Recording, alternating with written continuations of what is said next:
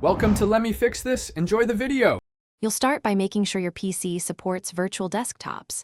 Check settings right arrow system, right arrow about for build 22,000 or higher. Once confirmed, open Task View with Win plus Tab or the Task View taskbar icon so you can see the desktop overview. This is where desktops are created and organized.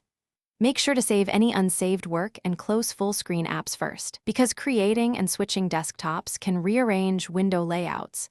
This prevents accidental data loss. Now create desktops by clicking New Desktop in Task View or using Ctrl plus Win plus D for a quick shortcut. You'll see thumbnails appear at the top. Once you have multiple desktops, right-click a thumbnail to rename it for context, like work or research, and to set a unique background so you can visually distinguish them. Drag an app window from one thumbnail to another to move tasks. This organizes workflows and keeps focus separated, which is especially helpful when you run many programs at once. Finish by switching between desktops using Ctrl plus Win plus left or right for speed, or open Task View and pick the exact desktop when you need precision. To remove a desktop, hover in Task View and click the X.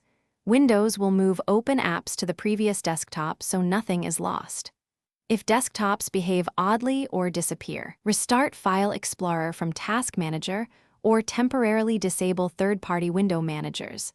This resolves most conflicts and restores the expected virtual desktop behavior.